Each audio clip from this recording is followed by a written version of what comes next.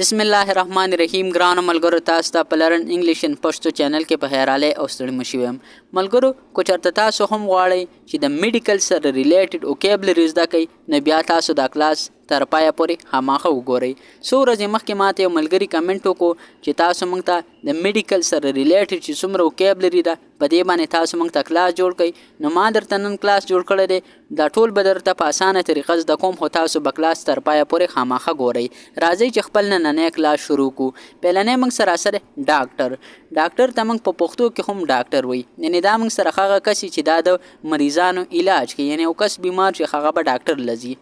بل موږ سره نرس ته وایي دا موږ مطلب نرسي ته وایي یعنی تاسو به په هسپتال کې چې کمی میسی تاسو لیدلی کمی خزي خل چې هغه چې د ماشومان یا د نورو خلکو علاج کوي نو دې ته موږ په انګلیش کې څه ویل شو نرس بل موږ سره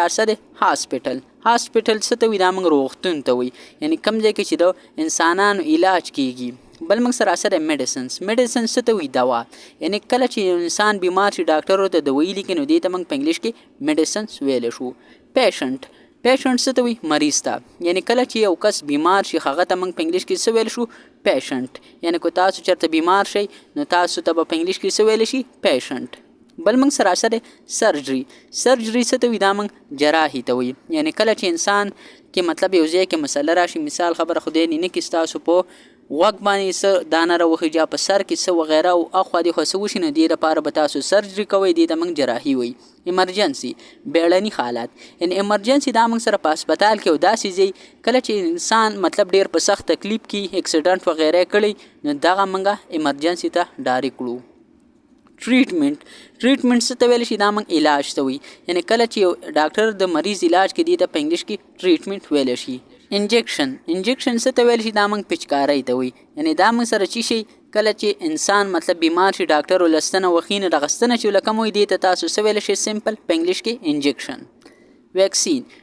چې کومه دی ته تاسو په پښتو کې ویکسین ویل شي یعنی دا چې کله مطلب انسان ته مختلف قسمه بیماری ولګي نو دا به مطلب کوي دا مختلف قسمه وایرس وغیره دی لپاره خل ویکسین یعنی کله چې کووډ 19 یعنی کرونا وایرس چې کله انسانانو ته لګیدل نو دی لپاره چې به کم دوايي استعمالول هغه موږ سره ویکسین یعنی د ستنې په ذریعہ به انسان لستنه واله دا ویکسین به ورکول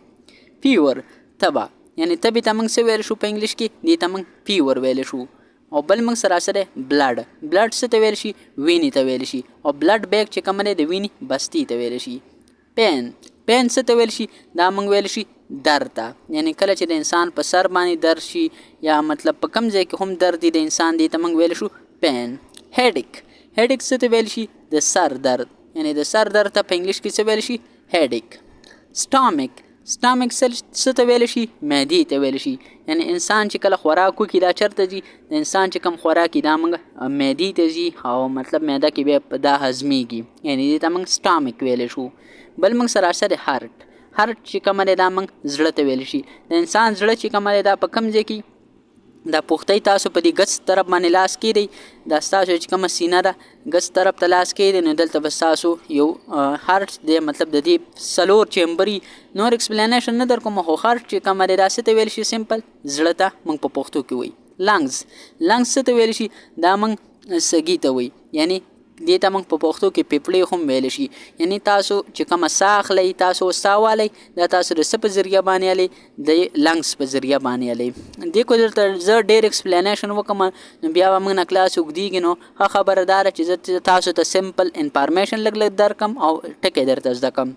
بونز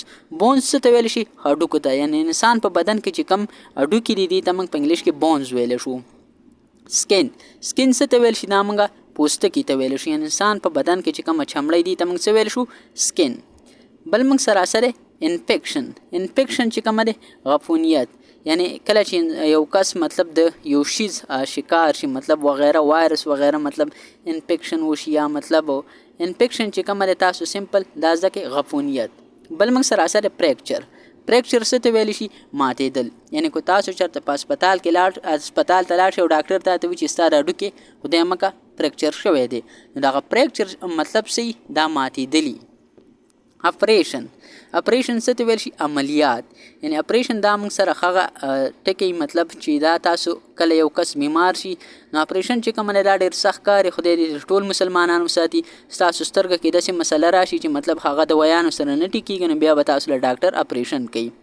ډایګنوسیس څه ته ویل شي؟ دا تشخیص ته وي. اوس تشخیص څه ته وي؟ که تاسو تشخیص نه پیژنئ نو ډایګنوسیس موږ دې ته وایي چې مثال خبره ته ډاکټر لځي او ډاکټر چاته پته نه لګي چې ته څه بیمار یې، هغه تا کې بیماري پیدا کړي نو دا پیدا کېدلو ته ډایګنوسیس وایي. پرسکرپشن نسخه، یعنی چې ډاکټر تا ته وایي دا کوه او دا مه کوه نو دې ته څه ویل شي؟ پرسکرپشن. بل ټکی موږ سره کلینیک څه ته ویل شي؟ دا موږ هغه ځای ته وایي چې کوم ځای کې د ډاکټر دکان کوم ځای کې ډاکټر کېناستو ځای، یعنی تاسو به د ډاکټر خپل دکان مې دا په هسپتال کې هم ډیوټي کوي خو د خپل کلینیک هم وي چېرته چې هغه کېني نو دې ته موږ په انګلیش کې هم کلینیک وایي، په پښتو کې هم ورته کلینیک وایي. ایکسرے چې کومه دی دا موږ سره څه کار کوي؟ ایکسرے چې کومه دی دا موږ سره دوه کاره کوي. نن سبا د انسانانو کې کاڼي ډېر زیات کېږي، کډني سټونز، یعنی کله چې انسان کې کډني سټون وشي نو دا موږ د ایکسرے په ذریعه باندې ماتو. بل ایکسرے چې کومه دی دا چې کومه دی موږ سره څه کوي؟ کله چې د انسان مطلب یو ځای خوږ شي نو بیا ورته دا ایکسرے وکړي چېرته د دغو هډوکي وغیره نه دی مات نو دې ته موږ ایکسرے وایي. بل موږ سره الټراساوند چې کومه دی کله انسان مطلب درد وغیره نو دله د الټراساوند ټیسټ کوي. بلډ ټیسټ د وینې معاینه، یعنی کله چې د وینې ټیسټ کېږي. ډینټسټ د غاښونو ډاکټر، یعنی تاسو ته بله ورځ ما د څومره بیماریانو نومونه هغه ټول هم ما تاسو ته په بله ورځ کلاس کې زده کړي نو تاسو که دا دواړه کلاسونه وکته نو انشاءالله بیا به تاسو چېرته ډاکټر له ځئ کم خواښ هم ځئ نو تاسو ته به انشاءالله په هېڅ قسمه څه کې مسله نه وي، چا نه به تپوس هم نه کوئ، پخپله به پوهېږئ، تاسو به خپل ځای ته ځان رسوئ. بل موږ سره اپټومیټریسټ څه ته ویلی شي؟ دا د سترګو ډاکټر ته وي، یعنی کله چې د سترګو سپیشلیسټ یعنی د بل کار نه تاسو ته که د سترګو مسله راځي نو تاسو به کوم ډاکټر له ځئ؟ اپټومیټریسټ. بل موږ سره فارمیسي یعنی درملتون. فارمیسي دا موږ سره هغه ځای کوم ځای کې چې مطلب دوایي میلاویږي، یعنی دا د دوایانو یو سټوري دوایانو یو دکان تاسو به د دې ځای نه دوایي راوړئ. یعنی که تا د ډاکټر وي چې فارمیسۍ نه دا دوایي راواله نو ته پوه شه چې دا د دوایي دکان ماته ښیي، یعنی درملتون.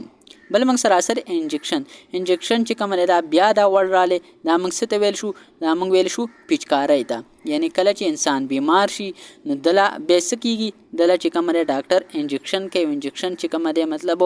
انجکشن که تاسو ورغه انجکشن باره کې زه تاسو ته معلومات درکم. انجکشن به تاسو کم ټیم کې ماشوم لکوي. اوس مثال خبره د یو ماشوم ډېره زیاته تبه ده نو تاسو دله په دې وخت کې انجکشن نشئ کولی ځکه چې د دې ډېر سایډ افیکټس هم دي، یعنی ډېر غلط اثرات هم وي. اوس که یو ماشوم مطلب تبه یو تاسو ورلسته نه وواله نو د چانس شته چې دا مړ شي. نو ښه خبره دا ده کله چې یو کس بیماري